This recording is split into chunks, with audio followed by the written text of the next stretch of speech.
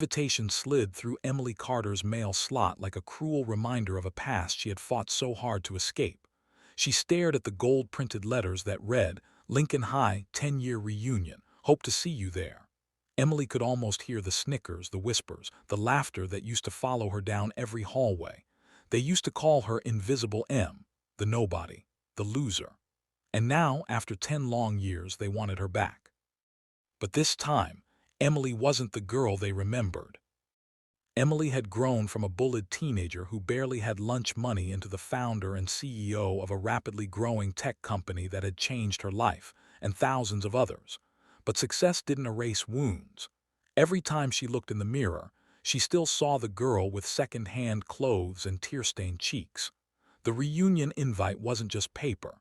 It was a challenge, a confrontation with a past she never resolved. Across town, in a manicured backyard, 3 former classmates, Jessica Burns, Tyler Smith, and Claire Dawson, laughed as they planned a surprise moment for the reunion. Jessica, the former Queen Bee, smirked as she circled Emily's name on the guest list. "Let's be honest," Jessica said, sipping her wine, "Emily showing up will be the highlight of the night. I bet she still looks the same." Tyler leaned back on his chair. "She was always so awkward. Can't wait to see if she still talks like she's scared of her own voice." Claire sighed but stayed silent. She wasn't proud of who she used to be, but she wasn't brave enough to speak up either. While they grinned, planning to embarrass her, Emily sat alone in her apartment with the invitation in hand. She breathed in deeply. She knew what they expected, her to hide again. But Emily had learned something over the years. Sometimes you don't move on from the past until you face it head-on. Her assistant, Daniel Brooks, noticed the tension when Emily arrived at the office the next morning. "Are you okay?" he asked softly.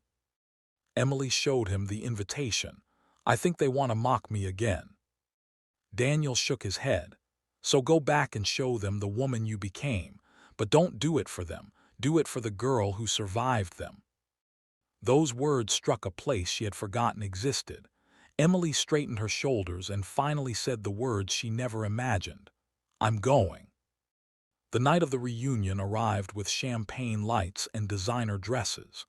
The gym was decorated like a wedding, and former classmates hugged dramatically like actors on a stage. Jessica immediately checked the entrance every few seconds, waiting. "Maybe she chickened out," Tyler laughed.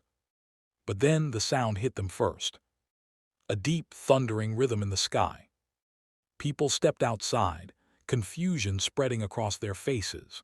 The wind from the descending blades whipped dresses, ruined hairstyles, and scattered napkins across the courtyard. Phones shot up instantly. A helicopter was landing. Jessica's jaw dropped. Tyler's drink slipped out of his hand.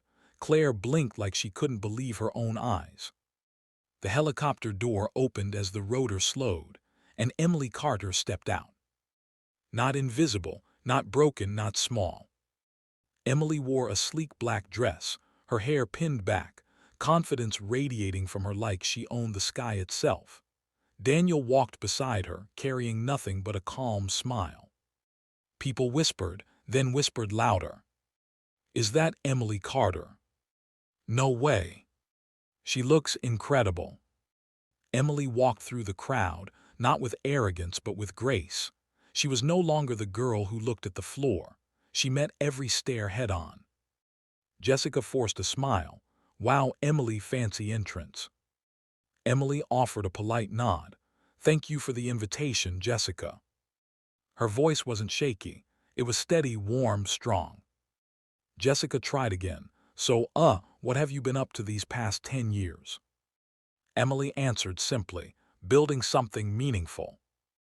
As the evening progressed, Emily met some classmates who genuinely apologized, others who were curious, and some who avoided her entirely because her success shined too bright for their comfort. But Emily didn't hold grudges. She had learned forgiveness wasn't for them. It was for her. The real turning point happened when Claire approached her near the punch table. "Emily," Claire's voice trembled, "I need to tell you something. I always felt guilty for not defending you. I was a coward, I'm really sorry. Emily looked at her, surprised by the honesty. Thank you, she said softly. It means more than you know. They hugged, a small moment but healing. Then something unexpected happened. Tyler approached her, awkward and stiff. I just wanted to say I was a jerk. I think we all were. High school was messed up. You didn't deserve it. Emily nodded. Thank you, we were all kids. What matters is who we grow into, not what we were. Jessica watched all of this from across the room. Her face tightened, her insecurities boiling beneath her pride. Eventually she walked up to Emily, arms crossed. You really think you're better than everyone now, don't you? Jessica snapped.